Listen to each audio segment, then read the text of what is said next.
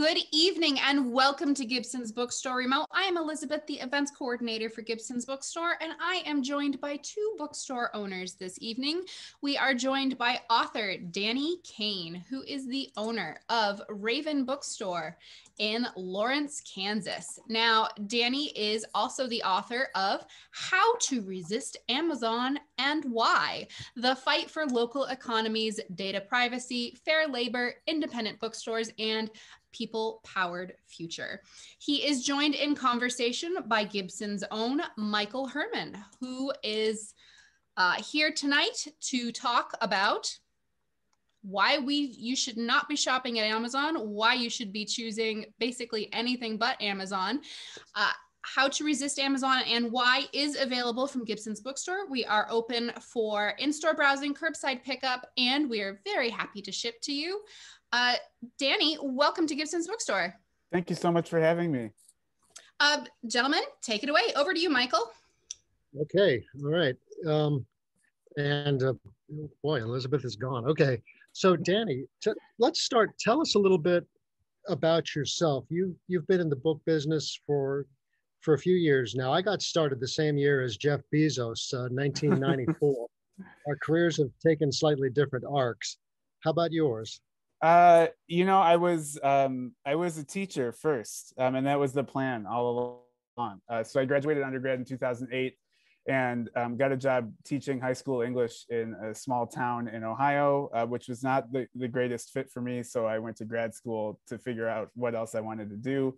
Got a couple master's degrees in English, the second of which was an MFA in poetry at the University of Kansas here in Lawrence. So I moved from Cleveland, Ohio out here for the first time ever away from Ohio.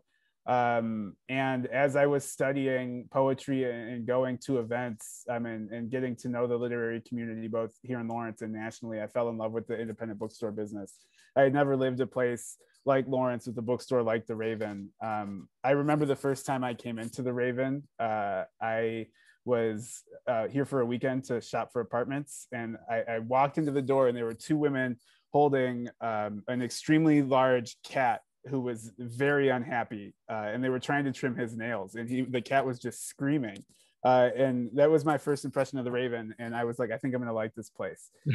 So I very quickly became a customer and a regular attendee of events, and then a part-time bookseller after kind of a month-long campaign to get a job here. And as I started working here part-time, again, I just fell in love with the business. And as I finished my degree, the owner started talking about retiring, and we worked out a way to make that transition happen. And I'm super thankful for it.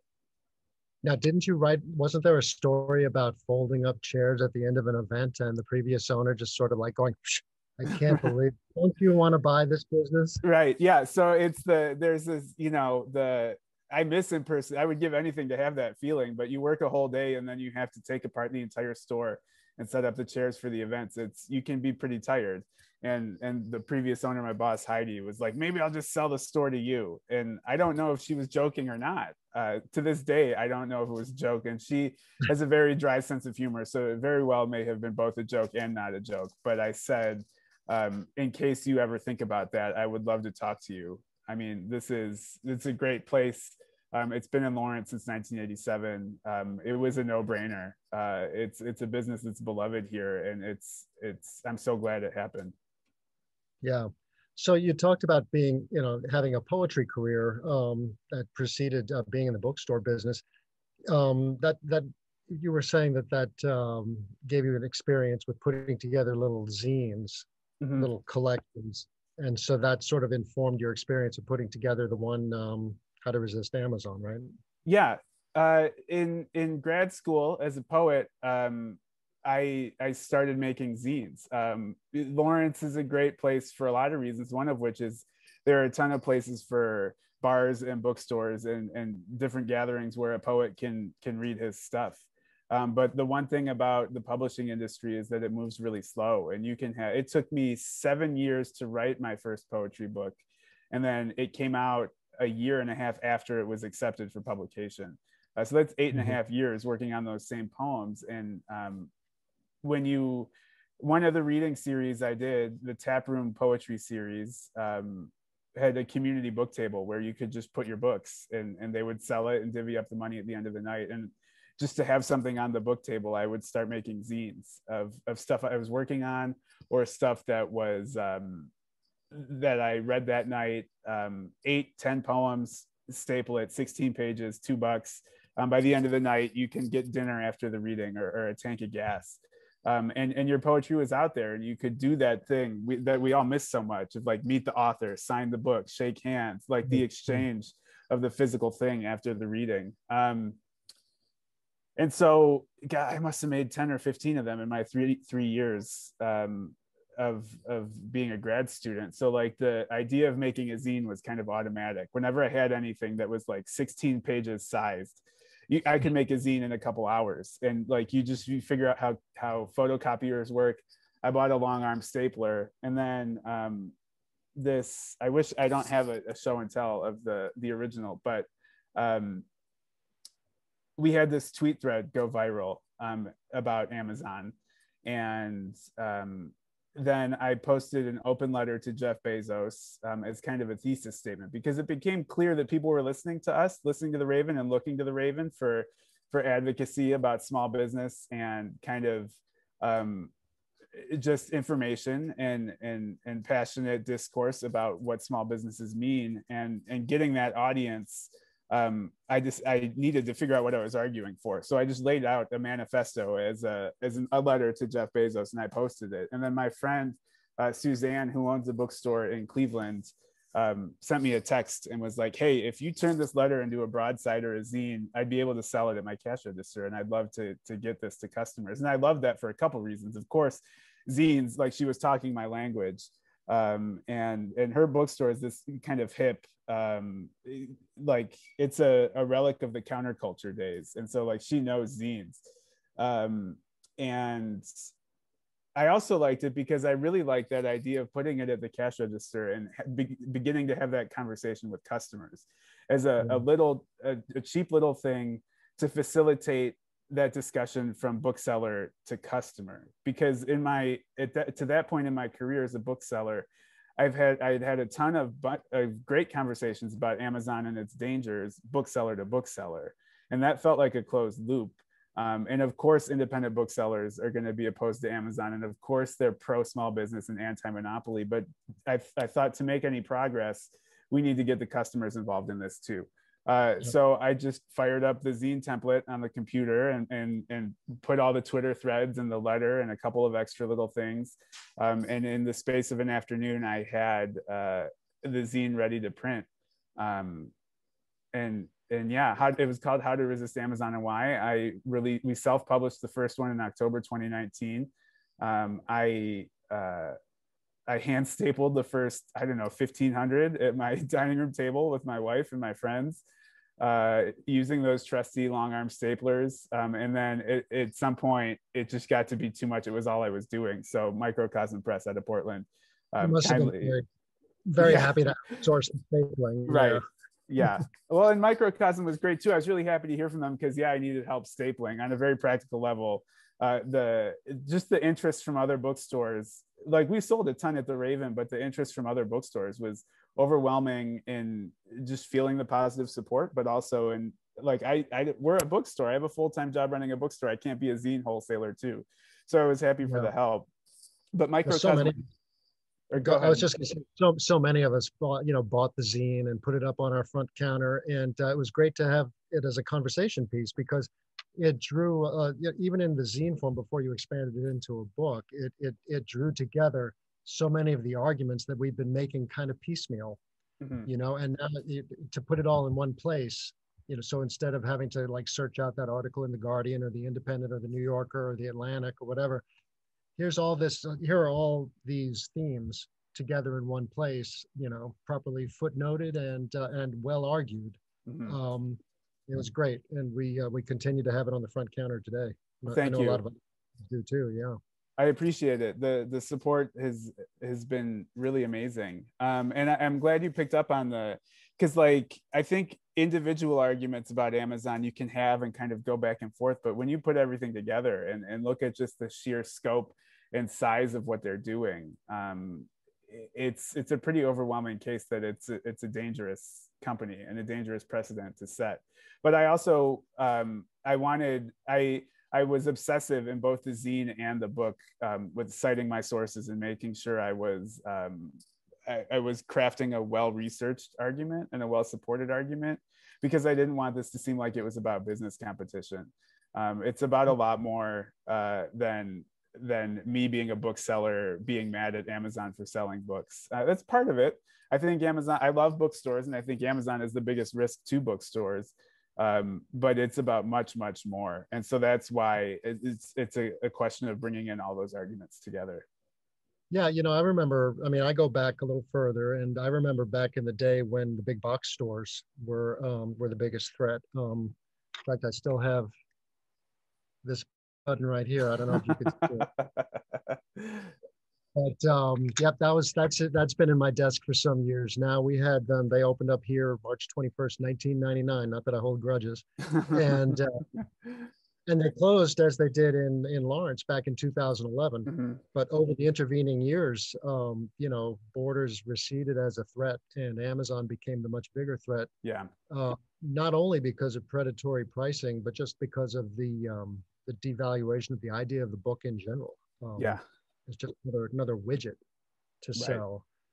Right. And then a lot of other problems, proceeded from that first problem.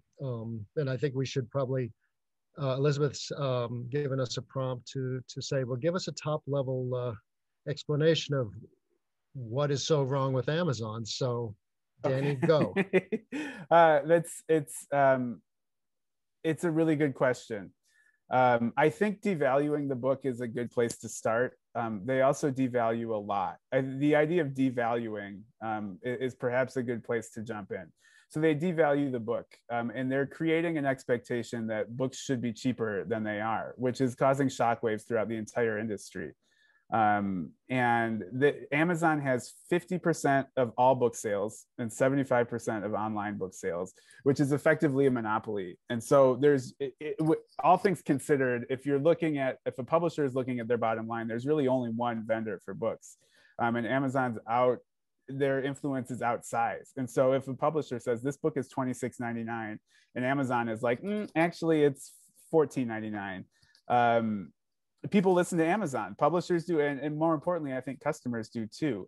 And so just the idea of what people, that's less money in the industry, that's less room for people like us to compete, that's less money for authors, that's just, it's kind of deflating the value of the book. But they do that with everything. They do that with shipping. So the fact that people now expect 2-day shipping or 1-day shipping to be free with their Prime subscription, the amount of labor and just plain work that it takes to deliver things that fast is crushing. And those warehouse jobs that make it happen are extremely dangerous. You're twice as likely to get injured in an Amazon warehouse as a worker than in any other kind of warehouse. And that's because of the expectations for the pace. Every industry that Amazon touches, it creates this kind of chaos. And they get away with it because they're allowed to, because the government isn't enforcing the antitrust laws that are on the books. So it's just one company that maintains an outsized source of power in everything they touch. And it's even getting to questions of free speech and democracy now, because it's when a bookstore like us decides not to carry a book, it's one thing, and that happens every day. But when a bookstore like Amazon decides not to carry a book, that's a much bigger decision because they have a monopoly power. So they just they're acquiring a lot of power in a lot of different areas and industries, and that's scary to me, because I don't align myself with their values as a company, but they have too much power to enforce those values. Go ahead. I was just going to say, they're not only a retailer, but they also make a market for other retailers, and then they play in that market.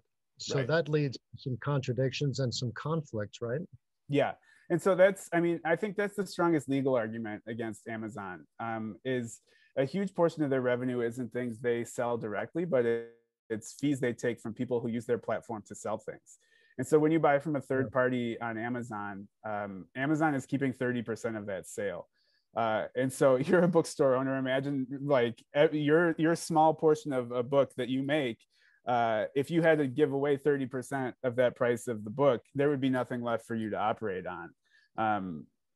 You know, you'd have to close. Well, remember, ABA used to have this seminar that they would hold every year called the 2% solution. If only you could increase your net profit 2%. You know, imagine a world where you had to give 30% off the top to some other person that controlled your fate. Right. Exactly. Yeah. And so that's overwhelming to begin with. And that's just the 30% alone is stacking the deck against those retailers, those small businesses that are relying on Amazon for their shipping and their marketing and everything else that Amazon sellers rely on. But Amazon also, they provide the platform. So they're like, here's our marketplace website. You can use it to reach, you can sell your stuff on our platform. But then Amazon is also selling stuff on that platform. So they're both a platform and they're competing on the platform as well. And there have been cases where they've stolen ideas from third-party sellers on their platform to create their own versions. Yep. Not only that, but they don't take responsibility if something goes wrong with the third-party sale, like what was it, a motorcycle helmet, wasn't it? Wasn't that the example? I mean, people have died because they bought things on Amazon they assumed were safe. And then when they bring lawsuits to Amazon, Amazon's like, that's not our product. That's a third-party product. Yes. It came in an Amazon box from an Amazon van, but Amazon's like, it's not our product. So yeah, that third-party, that platform and competitor on the platform thing is basically illegal. And they're changing the rules of the game as it goes. And it's impossible to be competitive in that environment. But it's really, there are people who say that's the only way to sell things online. If you're trying to sell stuff as a small business online, like, thank goodness we have indie commerce and other things from the ABA that sell books online. But for many, many people, they feel like there's no choice and they just have to play this game no matter how rigged it is. Yeah. Yeah. When the pandemic hit, we were so fortunate to already have a shoppable website provided by the American Sellers Association. We all were very fortunate to be able to like hit the ground running with that. Right. As you know, when we had closed to the public. Yeah. Imagine how bad it would have been without that. Yeah. But you know, this whole problem with the marketplace and Amazon playing in their own marketplace has drawn the attention of politicians in Washington. And there's this kind of weird bipartisan agreement that this is wrong, from Josh Hawley on the right and Elizabeth Warren on the left, right? I mean, right. Marco Rubio got in the game the other day, criticizing Amazon. Right. So, you know, I mean, it's got to lead to something, right? Yeah, maybe. I do. I really have hope about legislative solutions. I've been following the work of the House Judiciary Antitrust Subcommittee, led by David Cicilline from Rhode Island. And they're doing amazing work. And they issued a groundbreaking report at the end of last year that outlines everything we're talking about and more, and some concrete legislative solutions. And it's a great document. And I think, in fact, one of the questions in writing the book was, where do we stop? Like, you know, every day I would wake up and there was a new article. It's like, I got to put this in the book. And so I had a lot of conversations with my editors at Microcosm about, where do we cut it off? How do we know when to send this thing to print? And I think the antitrust subcommittee's report was so monumental that that's where we stopped. That with issuing the report, I have a summary of the report in there and I talk about how important it is. And that's where I ended it, because we couldn't wait to see how the election was going to go. We had to get it to press in order to hit the March pub date. And I just like, well, this is a great report. It was, you might recall seeing Jeff Bezos testify before Congress for the first time ever. It was for this committee. He was not convincing. I don't think any of them were particularly convincing in their testimony, but that was the last big hearing held by this subcommittee. But there is bipartisan support. I think for different reasons. I think people on the right are upset by what they perceive as big tech censorship, whereas other folks are more upset by the anti-competitive behavior that we're talking about here. But I think there is some momentum. And I would like, recently, Joe Biden nominated Lina Khan for the FTC to serve as a commissioner on the Federal Trade Commission. And Lina Khan is one of the architects of the new school of antitrust thought. She wrote a paper when she was a law student at Yale called Amazon's Antitrust Paradox. that's the backbone of the current wave of antitrust activity against Amazon. So she's an extremely important thinker in the anti-monopoly movement, and an FTC commissioner is a position that puts her in great power to actually do something about it. So that title of hers was a callback to the influential piece by Robert Bork back in the 70s, right? Yep. Yeah, and that where they defined antitrust. The only concern for antitrust law was lowering prices for consumers, and forget about market distortions or threats to democracy. If we get lower prices, everything's cool. And that wouldn't have sat well with Teddy Roosevelt, for instance. I know. Well, and that very paper by Bork has sunk antitrust enforcement for decades. It's the reason why it's so hard for the government to do anything about this, because they, according to that interpretation of antitrust law, we can ignore every misdeed by Amazon simply because their prices are the lowest. And it lets them get away with all of this stuff that's, frankly, if you look at the letter of the law, is illegal. But for so long, these laws have been interpreted only to the standard of lower prices. And people like Lina Khan are creating a resurgent movement to rethink how we look at antitrust laws. And that's, I think, like, consumer choice is one thing. I think it's a great choice for someone to divest from Amazon if they want to. I certainly have. But the real solution to this isn't, I don't think it's in the hands of the individual. I think it's in the hands of the government. And I do see some exciting movement towards that. Yeah, but meanwhile, Amazon is trying to take on the roles of government to some large extent. They're trying to, in some way, replace the post office. Mm-hmm. They're working with police departments on surveillance technology. Yeah. They're even trying to take over the space program in a small and kind of weird way. Yeah. It's just a quasi-governmental activity in not a healthy fashion. Well, it is a government. They have a court, like for these their third party sellers have disputes, or they'll have disputes with each other. They'll have disputes with Amazon, and Amazon has created its entire private judicial system that's not fair, that's not transparent. It's very strict. There are all kinds of stories about people who have been forced out of their livelihoods because of Amazon's restrictive judiciary system about third-party sellers. There's a whole cottage industry of lawyers just to help Amazon sellers navigate Amazon appeals. So that's scary. But I think the contracts with the police departments are scary. You mentioned Ring doorbells. So these little video doorbells. These video doorbells that Ring is owned by Amazon. It's an Amazon subsidiary, and they're creating partnerships with police departments across the country where people can share video from their front door to the police departments without the knowledge or consent of the people in these videos. And just think about, for one thing, the racial dynamics of a situation like that, and how easy it would be for a white person safely ensconced in their home to just send these videos to the police. And that's a scary situation to me, especially with the facial recognition technology. Famous now having trouble distinguishing people of different races. Right. And with the doorbells don't currently use facial recognition technology, but Amazon is working on these police departments with one hand and facial recognition on the other hand. And that's technology that could really easily be merged. And they could upload someone's profile into a facial recognition database. And as soon as they step in front of a Ring doorbell, a police department could be flagged. And there have been executives that have kind of cagily said, like, well, we might be working on this. They'll publicly deny it, but it's certainly within the realm of possibility to merge facial recognition with Ring doorbells, which is this adjective gets overused a lot, but that actually is Orwellian. And we've gone a long way beyond. Just a few years ago, they said that they wanted to be the everything store, and we're just so far beyond that kind of concept. It's kind of crazy. Yeah.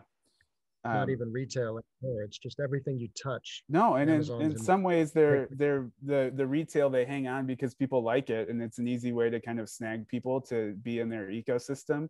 But you look at things like the third-party marketplace, like Amazon Web Services, which provides the kind of infrastructure for a huge percentage of the internet, the space program, the Ring doorbells, the shipping infrastructure, their kind of network of third-party shipping companies.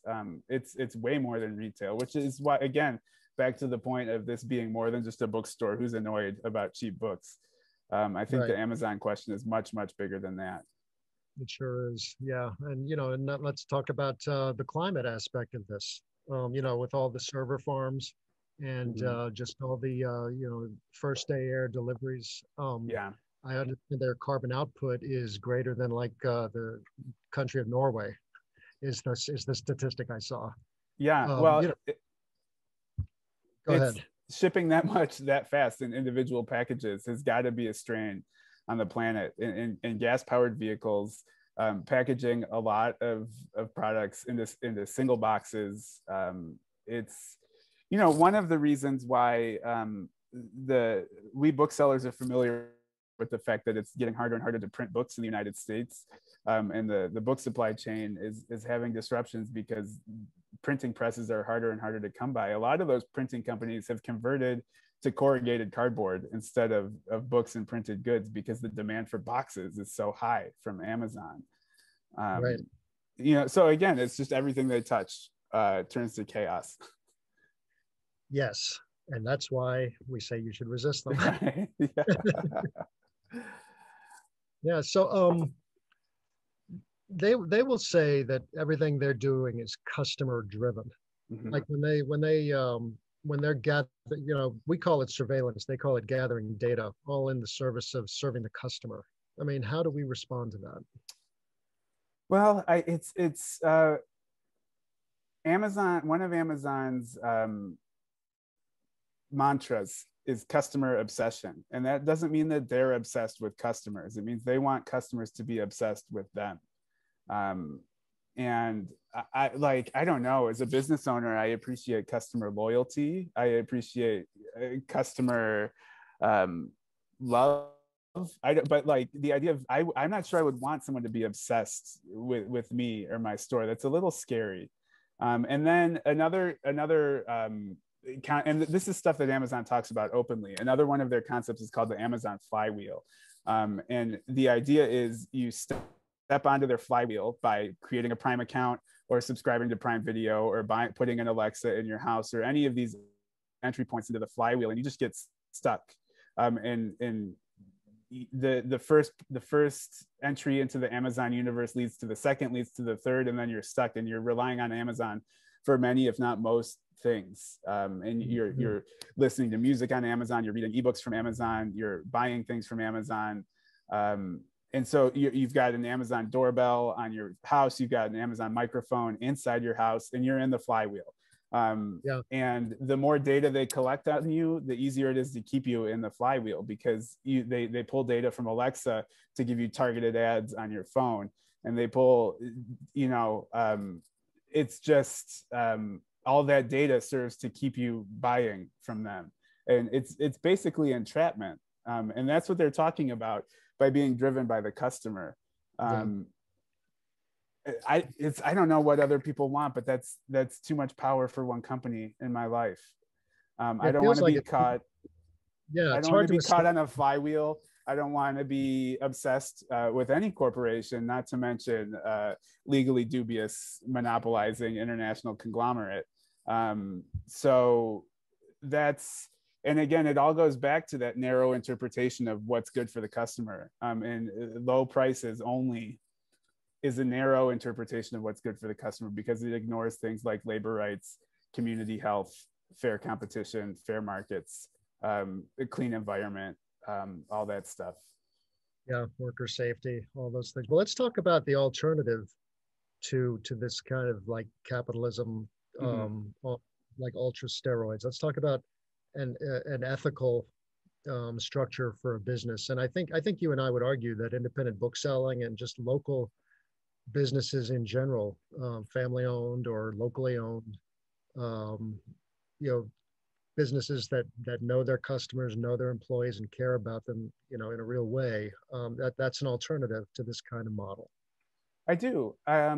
Yeah, I don't want to give books a free pass. I think there are issues we need to address in our own industry. Yes. But I think for the most part, like the invisible community contributions are something you're getting from small businesses that you're not getting from Amazon. And from an economic standpoint, when you spend $1 at Gibson's, much more of that is staying in that community than it is if you spend it on Amazon. Same thing at the Raven. Is staying in Lawrence. I'll give an example of that. I think this example will kind of illustrate the power of a business like ours in a great way, both economically and kind of based on just community health. So we're directly across the street from a restaurant called the Ladybird Diner, which is this great kind of classic diner. Last March, they, like everyone else, shut down and trying to figure out what to do. They had a pantry full of food. They were concerned about the homeless and transient population in Lawrence. So they used the rest of the stuff in their kitchen to make free lunches and handed them out for a couple of days.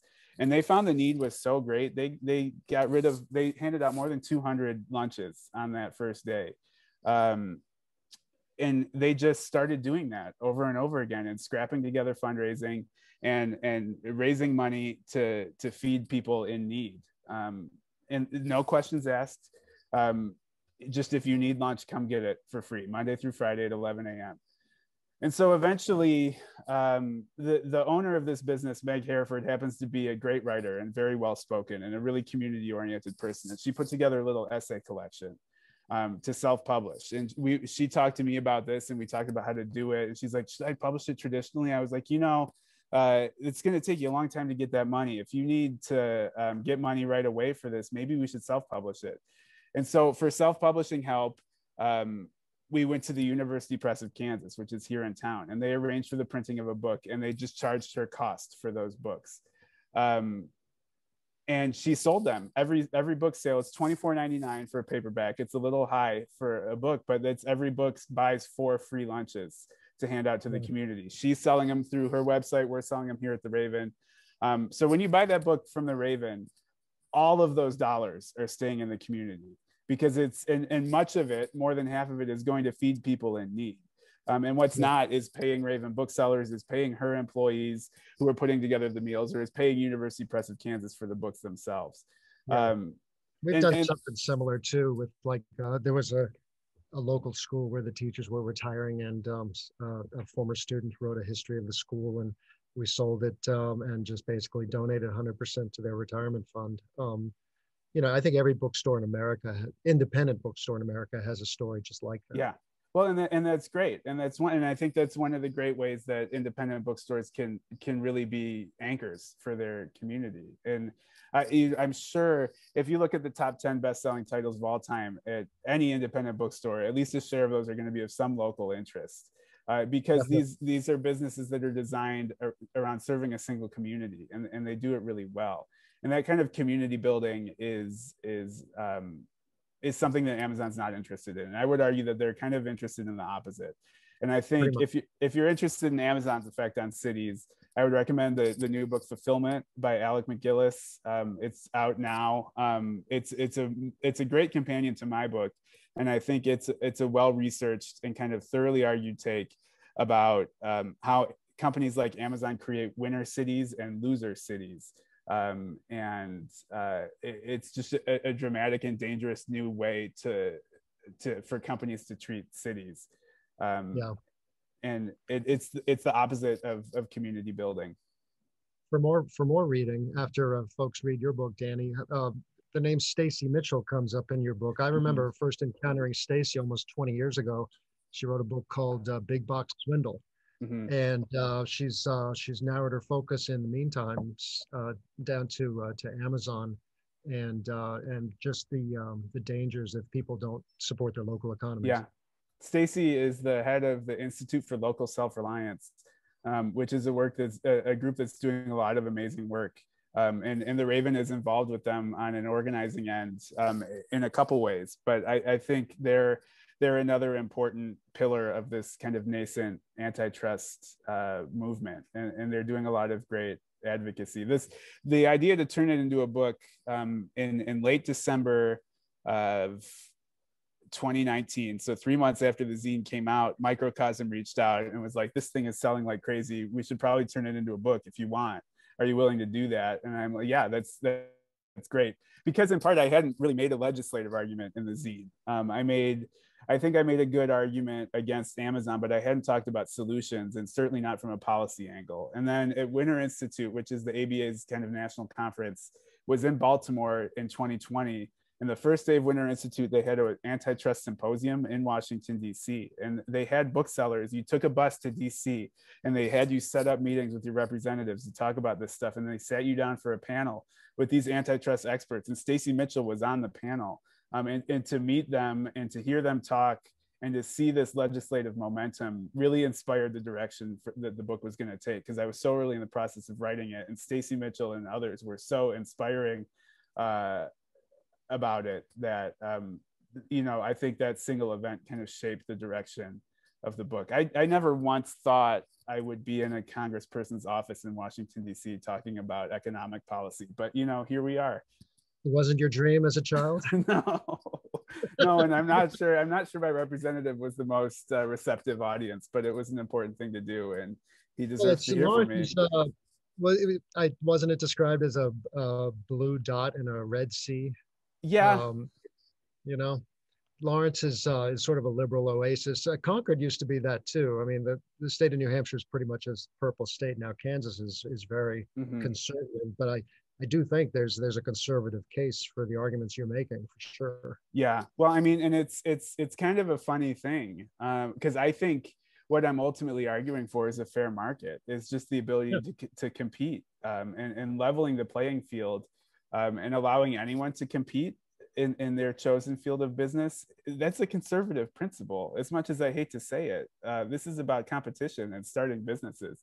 I think there are a lot of other progressive arguments against Amazon as well, like with police departments and racial profiling.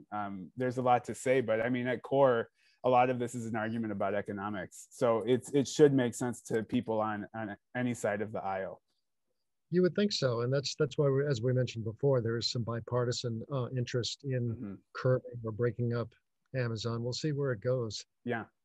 We have just a few minutes before we start taking some questions. Let me just ask you, you've just joined the American Booksellers Association board. Do you have some goals that you'd like to share as you join that board? That's a great question. Well, I haven't been officially elected yet, but I'm on the recommended slate of electors, and I would be honored to serve once things become assuming official. You are elected.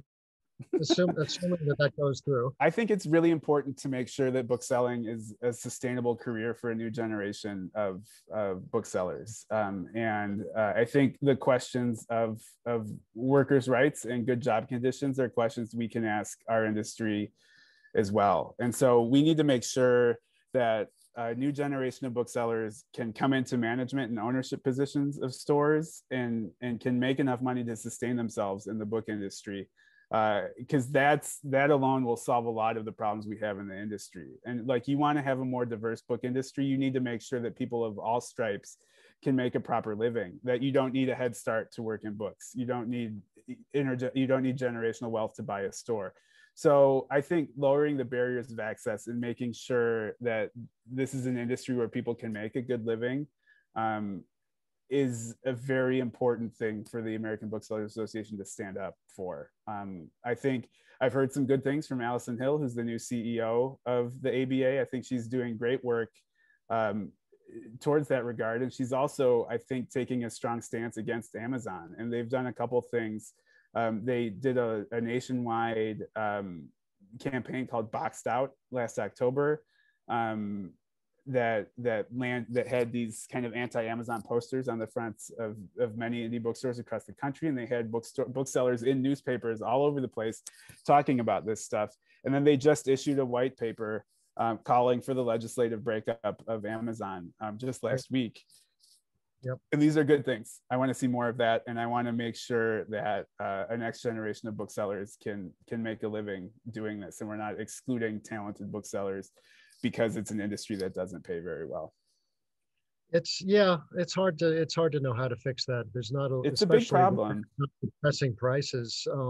It is hard. We're capitalists, but there's just not a lot of capital. I know. Well, and I think you can trace that directly back to the elephant in the room, who's devaluing books.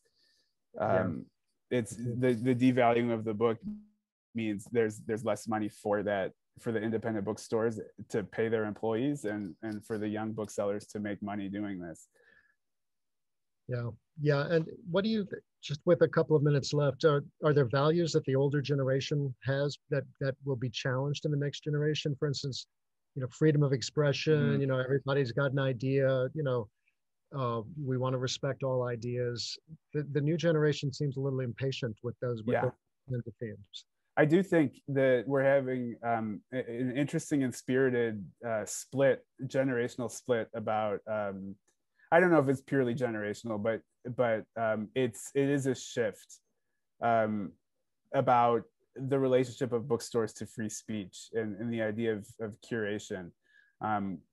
I think there are a couple I think there's a generation of booksellers who remember Salman Rushdie and the Satanic Verses and see banned books week, bookstores are a pillar of free speech no matter what the book is. And then you have another group of booksellers who are like, I don't want to handle material that's harmful to me.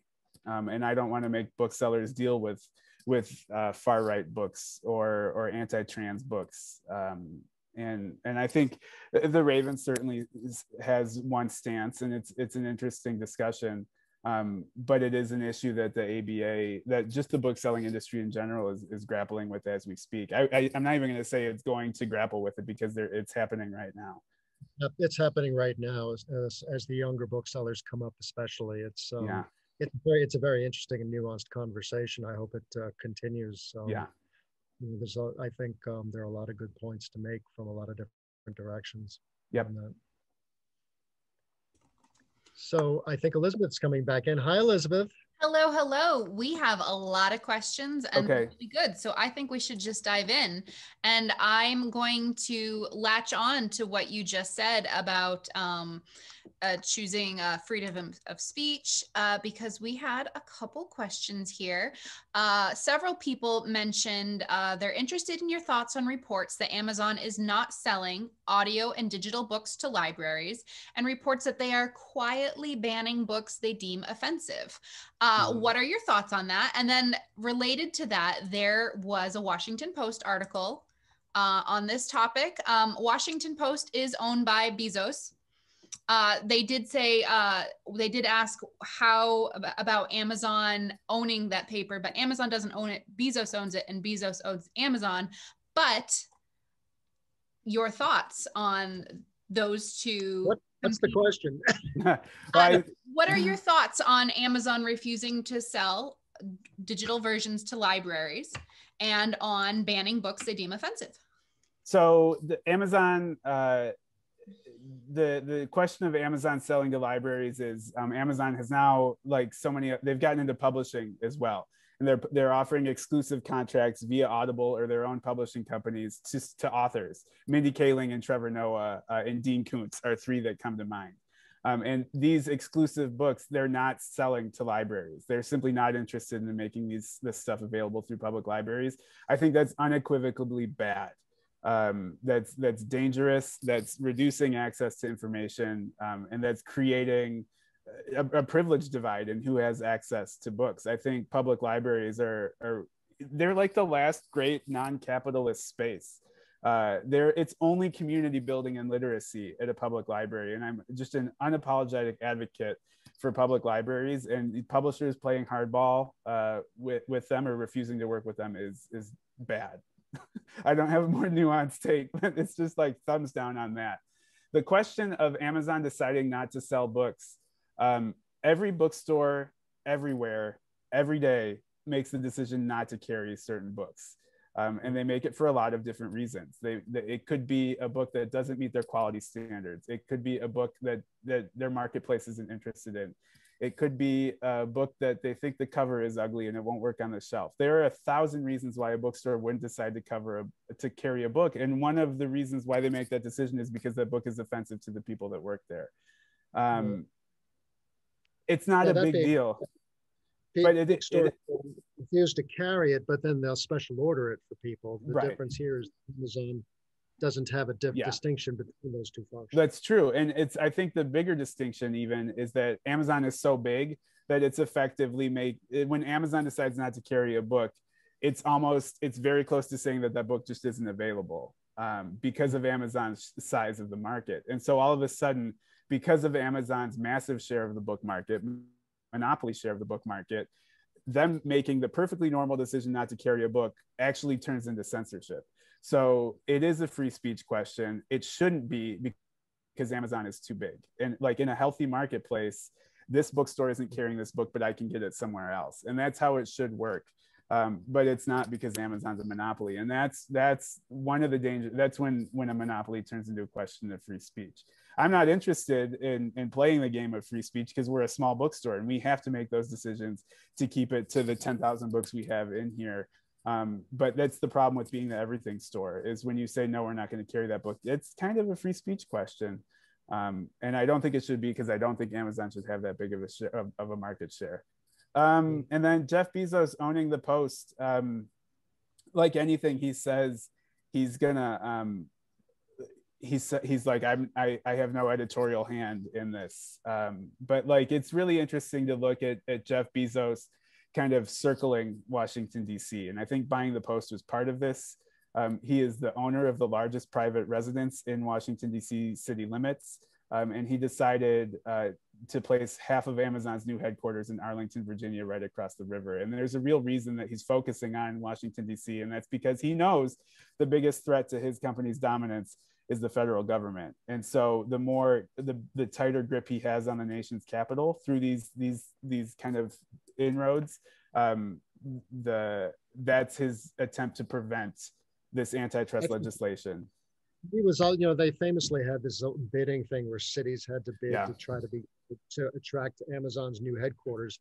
And a lot of people really thought it was always going to be New York and Washington, because those are the centers of power. And the outcome in those two areas was very different. Washington, the Virginia suburbs welcomed him, and New York told him to go pound sand, essentially. Yeah, well, I think that's a great story.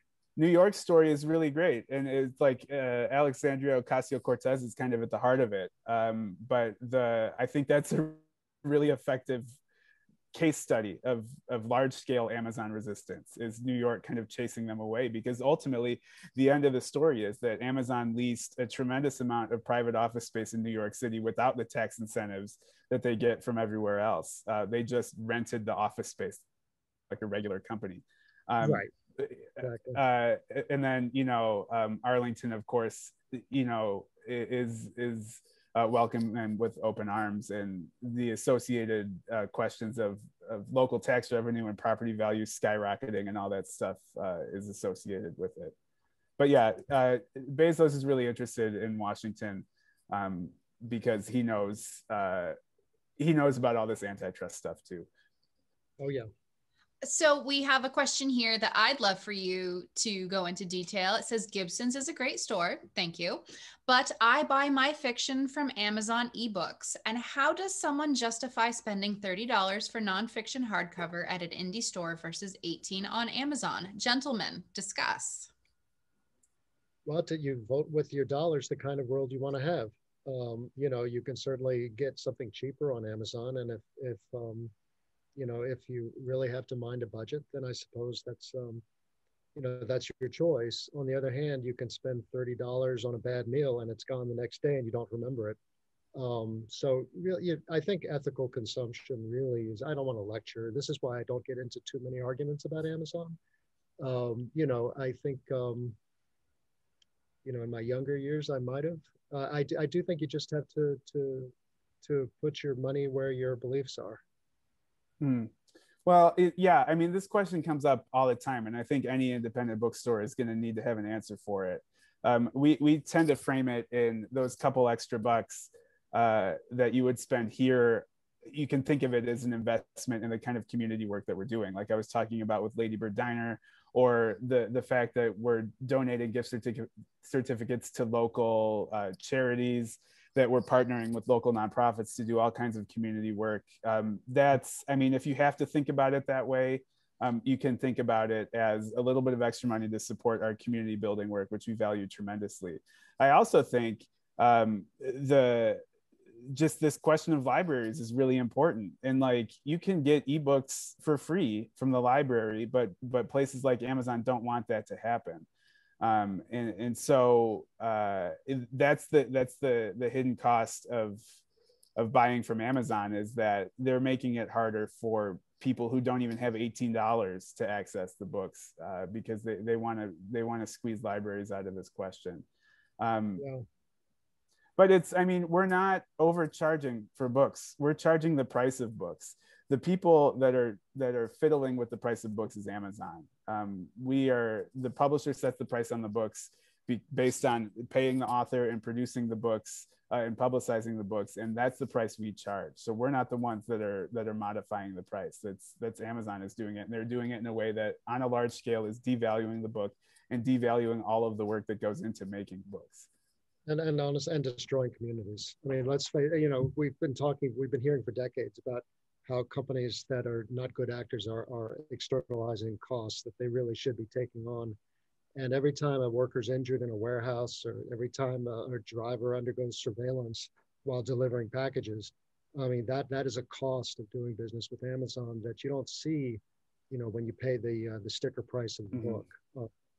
It's just, you just have to, I think ethical consumption is an important thing. It's just the kind of tragedy of the commons kind of argument where nobody wants to be that person who gives up money when others aren't, just in the service of an abstract idea. But I think it's important to consider these things all the time. I don't think anybody has mentioned in this event why Amazon is charging less for books. And I believe the most common explanation is that they're utilizing them as loss leaders to pull people into the site. So when they are used to purchasing books from Amazon at a lower cost, they stay on Amazon. Is that fairly accurate? They get you on the flywheel. They'll deny that they're doing it as a loss leader. And if they're actually able to make money selling books at that price, that's an entirely different question that we won't get into. But selling retail goods at a loss just gets you hooked in with your data. It gets your Prime subscription, it gets the data for your ads, and it gets you into their system, which they're very good at keeping people in the system. Yeah, I would also add that there were a couple of years there when Amazon would issue annual reports to their stockholders, and the word books did not appear in the reports. Yeah, they're not book people. Jeff Bezos picked books initially back in '94 because they're easy to ship and they're easily cataloged.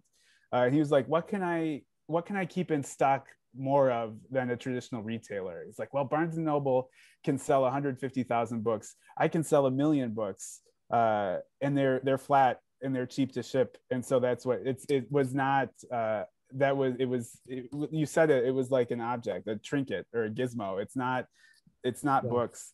And a place like Gibson's, they breathe books there. Books are their lifeblood. That's all they do, and they're very, very good at it.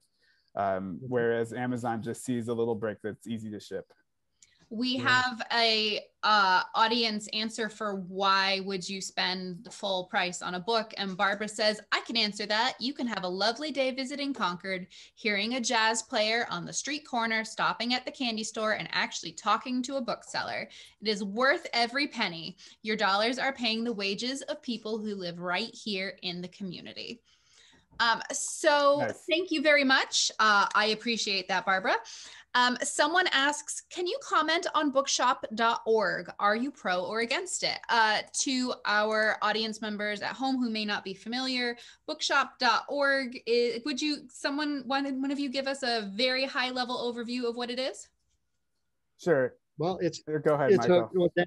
Okay. Well, Bookshop started a couple of years ago. It's the dream of a fellow named Andy Hunter, who's very smart. And his dream, like a lot of our dreams, was every time you see a link in a New Yorker article or just any blog post or anything like that, instead of going to Amazon, it would be something that would benefit independent bookstores.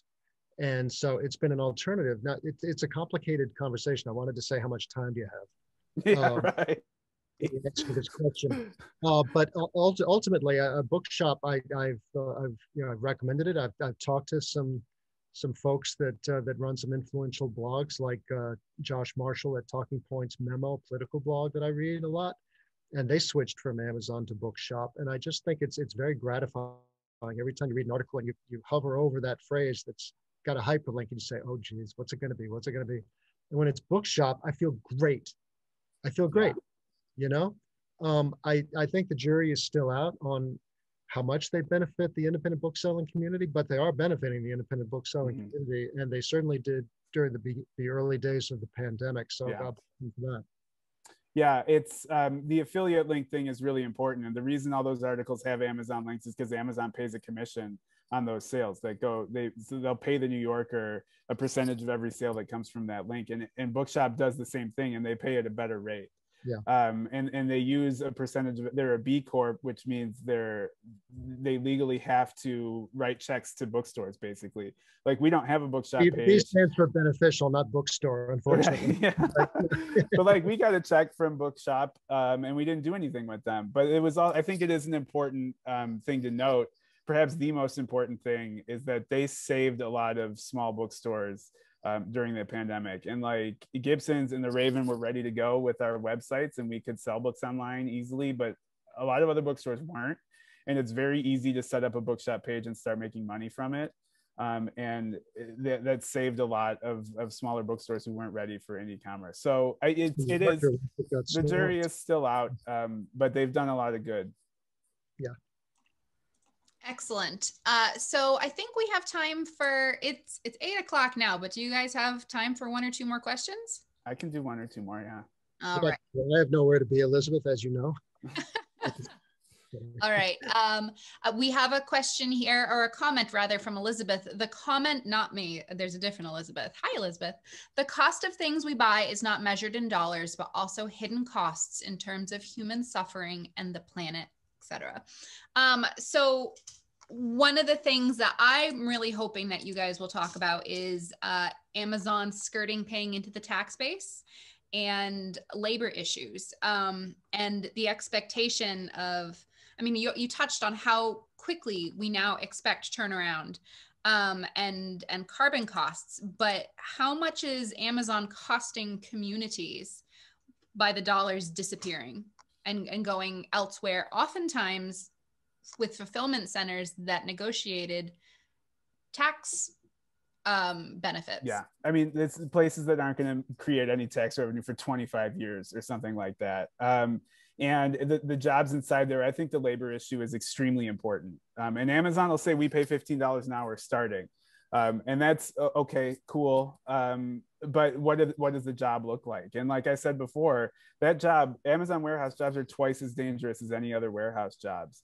And that's because they have these GPS devices that keep you have to make rate, which means you have to pack a certain number of packages in a certain amount of time. And you get docked or fired if you fall behind by doing things like having lunch or going to the bathroom. And so they set rate as like the average speed of the 10% highest performing workers. So 90% of workers are working at a pace they can't work at. So you end up getting injured. The turnover is extremely high, and injuries are extremely common. And then like when people finish those shifts, there's nothing they can do. They can't go out to eat. They just have to go home and crash. And they're life-consuming jobs. And Amazon is very determined to make sure their workers don't have power. I have to mention the unionizing effort in Messenger, Alabama, where they're currently voting to create the first labor union inside an Amazon warehouse. It's an extremely important story. Nobody knows how the vote is going to go, but they're currently voting to unionize. And Amazon is going through historic efforts to bust up this unionizing effort. Just one small thing they did is they changed the traffic light patterns outside their warehouse, so the red lights were shorter, giving union organizers less time to approach the cars and communicate with the Amazon workers. True story. And so the fact that Amazon is this scared of the union it tells you all you need to know about how they view their workers and how much power they should have. And so I think the labor rights question is very, very, yes, they create a lot of jobs. Yes, the jobs, I guess, comparatively pay well, but the ones people that actually work for Amazon and aren't independent contractors, right? Yeah, we don't know what they're making, but we don't. That's a good point. And everybody driving those Amazon vans is a third-party contractor, so they don't. When you see an Amazon driving down the highway, that person's not making $15 an hour. That's right. And they're under surveillance. Right. Yeah. So one of our staff members is actually watching this event, and she wanted me to bring up, since we're talking about alternatives to Amazon, like indie bookstores and bookshops, she also thinks that I should shout out Libro FM, which offers digital audiobooks that support indie bookstores and is an incredible alternative to Audible. So if that's Ryan. Hi, Ryan. if you love audiobooks, Libro FM offers a very similar subscription model to Audible, only your money state does not go to Bezos, and it can be attached to the independent bookstore of your choice. And April 13th, you'll be able to get the audio version of How to Resist Amazon Why on Libro FM, which I am going to the studio to record on Friday. I'm very excited about that. Hanks to record. You couldn't get Tom Hanks, huh? No, they just asked if I think they wanted me to do it because it's such a personal book to me, which makes sense. I'm happy to do it. Tom would have been a good choice, though. All right. Last question, I think. Let's see. And I will say one more time that the company that does audiobooks for indie bookstores is Libro.fm. FM as in a radio station, Libro as in books, Libro FM. All right. So last question, I think here. Do you feel that post-pandemic loyalty to indie stores will hold out? Do people finally understand why it's crucial to support indie stores and their neighbors' businesses if we want them to exist in our community? I'll go first. I think yes. I think people are just so desirous of human contact and getting out into the world and being in a third space that isn't just staring at the four walls at home or being on a Zoom call. I think there's just going to be an explosion of local economic activity, and I sure hope it comes to pass. Yeah, I agree. I think it's going to be a fun third and fourth quarter for us this year. I certainly hope so. We've been making a lot of noise about this. And we've been working really hard to retain the customers who have supported us online. We're expanding. I mean, we're gonna in a couple months we'll be in a bigger storefront down the street, and so we'll have a beautiful new space to welcome everybody. And I can't wait for those days when our main drag is busy again and people are eating in restaurants and browsing our shelves. Danny, how much bigger? Well, we're 1,000 square feet now, and we're going up to 1,500. But the most important thing is we're adding a 500 square foot back room for order processing and all this shipping stuff. Change your life. It's going to change. We've got. I mean, I'm looking over here. We've got there's been some attention to us, so we've been selling a lot of books in the recent weeks. So we've got late night order fulfillment shifts, and I'm looking at our order fulfillment center, which used to be our fiction room. But now everything's just kind of pushed to the side, and we've got a giant shipping desk in the middle of everything. So it'll be nice to be able to move that out of sight and have a comfortable, attractive browsing bookstore once again. Excellent. Yeah, we moved our shipping into what had been our cafe. It takes up so much room to do it right. It's envelopes, like a box of envelopes is gigantic. And with all that packing tape too. Yeah. I'm glad it took a lot to get used to. I'm glad we're this busy, and I'm glad it's kept us afloat, but it was a big change. It was. Thank God for it. Yeah. We were gratified that the people supported us during the pandemic. When we closed and all those online orders started coming in, it was just such a sigh of relief. Yeah. Well, I'm glad you're still here. Same back at you. So I would like to thank both of you for joining us in conversation this evening, and thank you to everybody joining us from home. How to Resist Amazon and Why by Danny Caine is available from Gibson's Bookstore, and I suppose the Raven Bookstore as well. Thank you very much to the two of you for joining us this evening. Thanks for having me. It was great. Thanks, Danny. Thanks, Elizabeth. Thanks, everybody. Have a great night.